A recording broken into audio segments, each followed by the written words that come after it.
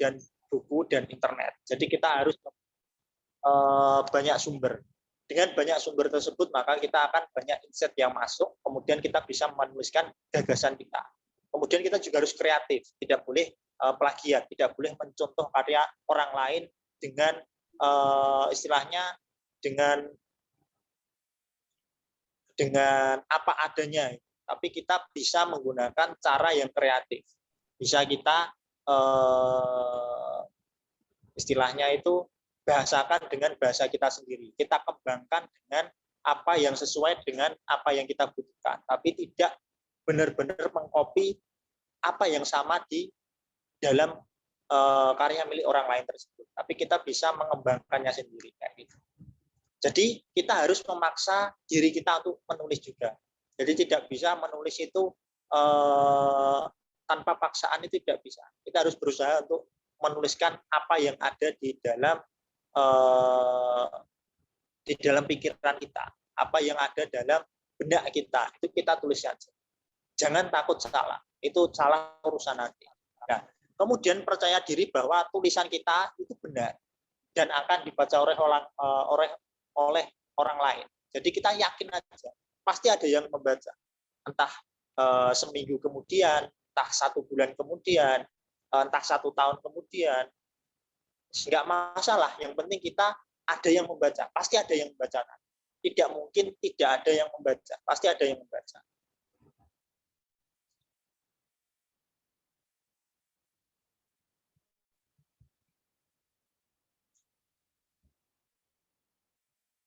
Next, Pak Ari.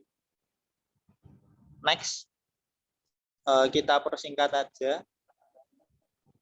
Next. Niki agak lemot, Pak. Kemudian media kalau ada yang masuk dimasukkan yang masuk dia masukkan di add, ada yang masuk nggak bisa masuk ke kunci itu, diceklik dulu biar ada yang masuk pesertanya. Oh, G. Tapi saya lupa.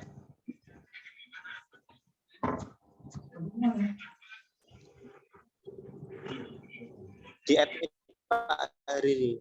Ya. Sudah semua ini.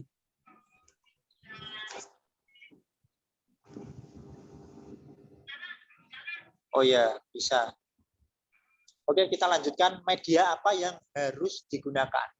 Yang pertama, kalau kita menulis jurnal atau artikel ilmiah, itu ya kita harus mencari jurnal satu disiplin ilmu. Biasanya lebih spesifik. Ilmu Al-Quran dan tafsir misalkan. Atau ilmu hadis. Atau ilmu komunikasi penyiaran Islam. Atau misalkan ilmu pendidikan Islam. Atau pendidikan agama Islam. Itu dia satu disiplin ilmu. Lebih spesifik. Biasanya banyak juga jurnal-jurnal yang karakteristiknya seperti ini. Kalau untuk Sinda itu dia lebih luas. Jadi ada keislaman, ada sosial juga. Jurnal dalam satu konsorsium ilmu atau masih dalam satu rukun ilmu. Misalkan ilmu apa? Misalkan ilmu keislaman, atau misalkan satu rukun ilmu sosial, atau misalkan satu rukun ilmu eksakta. Nah, biasanya teman-teman yang jurnal-jurnalnya baru biasanya itu lebih menerima banyak sekali model tulisan. Jadi banyak sekali biasanya satu rumpun ilmu biasanya.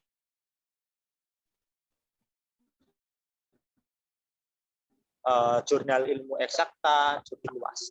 Bisa menerima dari berbagai macam sudut pandang. Jadi bisa istilahnya bisa menerima dari berbagai macam disiplin ilmu kayak gitu. Kemudian ada juga majalah ilmiah atau bunga rampai. Jadi majalah ilmiah Gunung Blitar misalnya. Kemudian ada jurnal online juga yang biasanya hanya diterbitkan online, tidak ada versi cetaknya. Itu juga ada. Terutama jurnal-jurnal predator yang di luar negeri itu banyak sekali. Kemudian ada juga karya ilmiah yang bisa kita terbitkan melalui artikel ilmiah populer. Yakni di koran bisa, kemudian di majalah bisa, kemudian di internet bisa. Kemudian menciptakan sendiri website Misalkan penulis membuat media dengan alamat sebagai berikut, alamatnya sendiri, jurnal.unumblitar.ac.id atau kpi.unumblitar.ac.id atau fikriamiruddin.com, misalkan seperti itu bisa. Next Pak Hari ini.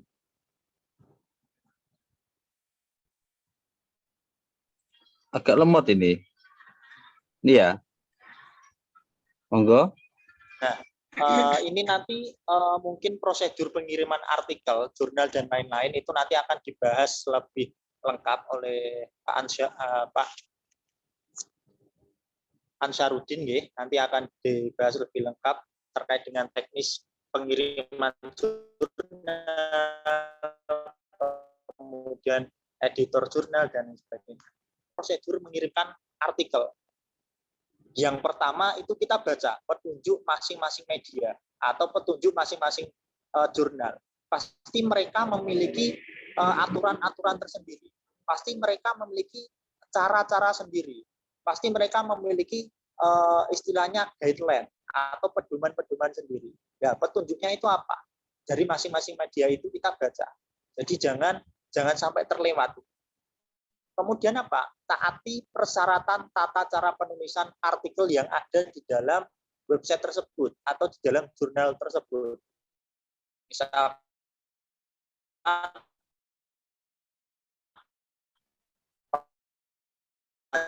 panjang artikelnya itu berapa? 5.000 sampai 6.000. Kemudian bahasa yang digunakan apakah harus memakai bahasa Arab ataukah memakai bahasa Indonesia atau memakai bahasa Inggris. Kita ikuti template yang ada. Kemudian sistematika penulisannya itu gimana? Biasanya ada judul abstrak, kemudian pendahuluan, kemudian ada metode, kemudian ada pembahasan, kemudian ada penutup, kemudian daftar pustaka. Ada yang seperti itu, ada juga yang menggunakan kerangka teoritik, kemudian ada yang dijelaskan juga rumusan masalahnya basic dari jurnal itu. Kemudian penulisan model daftar pustaka itu ada macam juga, ada yang memakai jenis dan ukuran fontnya juga perlu diperhatikan, harus disesuaikan dengan template-nya dan lain sebagainya, atau disesuaikan dengan tema dari jurnal tersebut. Kemudian yang paling penting itu kita harus menunggu dengan sabar proses penerbitannya, nggak bisa instan, bisa fast track. Beberapa jurnal itu menyediakan kita itu fast track atau fast track review, bisa fast track terbit, itu tergantung jurnalnya. Ada yang seperti itu, tapi kita harus juga mengeluarkan biaya yang lumayan untuk mendapatkan referat, untuk mendapatkan terbit yang cepat tersebut. Tapi untuk waktu normal biasanya kita perlu antri karena nggak kita saja yang submit.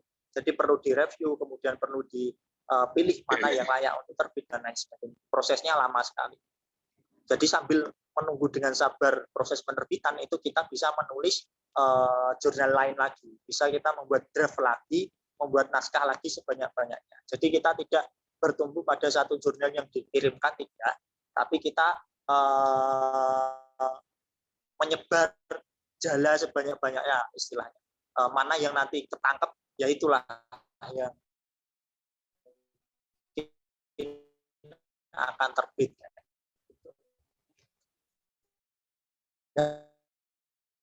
Nah, kita akan siap mental, harus tahu apakah diterima ya alhamdulillah,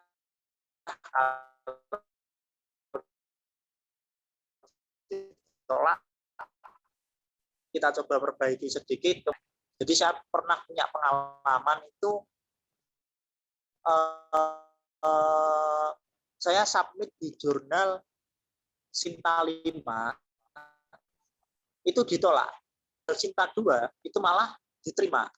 Jadi aneh kayak gitu. Jadi tergantung gimana ya, ada konsep rezeki juga, ada konsep yang latar belakang agar pembaca dan penulisnya itu kliknya kita tidak jurnal tersebut, atau memang bahasan kita terlalu luas atau yang lain sebagainya, kurang cocok dengan pembaca dari jurnal tersebut. Seperti itu. Next, Pak Ridi.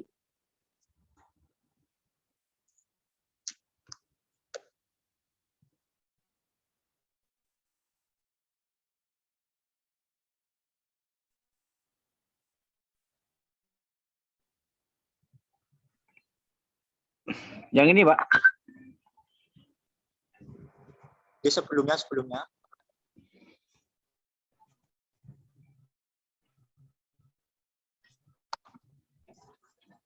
Ya, tahapannya mungkin singkat saja. Data pendukungnya itu apa aja?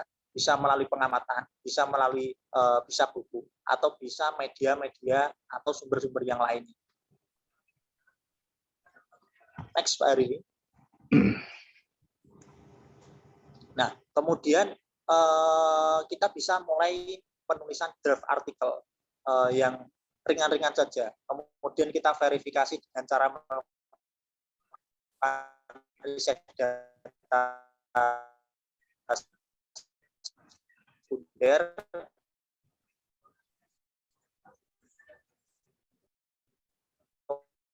kemudian kita perbaiki artikel kita kirim ke media yang tapi kita tetap harus berproses, tetap harus terus bisa melakukan yang terbaik, memperbaiki terus. Next, Pak Ari.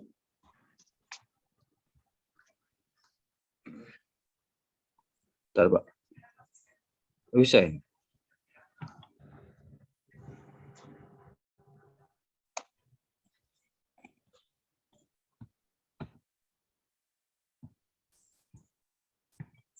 Ini deh. Next, Mawar. Nah,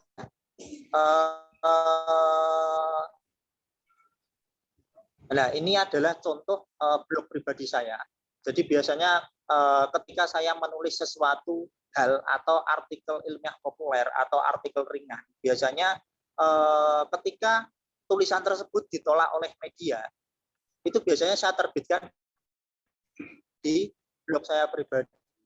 Jadi saya memiliki media sendiri alternatif yang biasa saya gunakan untuk tulisan-tulisan yang tidak diminati oleh media atau tulisan-tulisan yang kurang layak dimuat di media, tapi saya muat sendiri di dalam blog saya. Jadi bisa dimanfaatkan lagi, bisa dicari di Google, bisa dibaca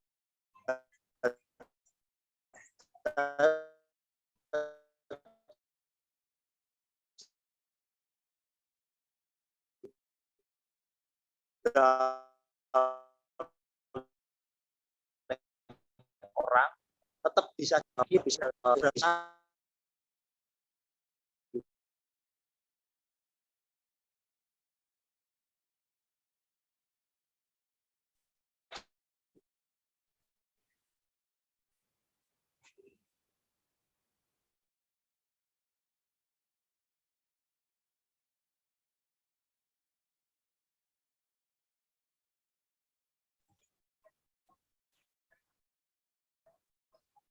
Sinyalnya Pak Fikri.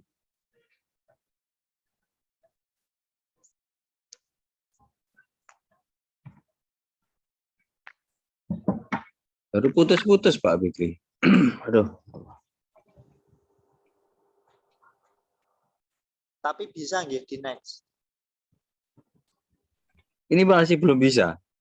Macet.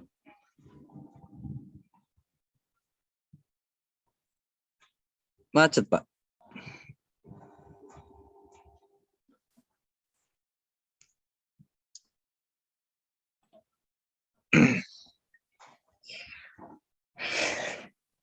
Kayaknya butuh ngopi dulu ini. Betul itu. Sinyalnya enggak. Aduh, ya Allah. Bagus.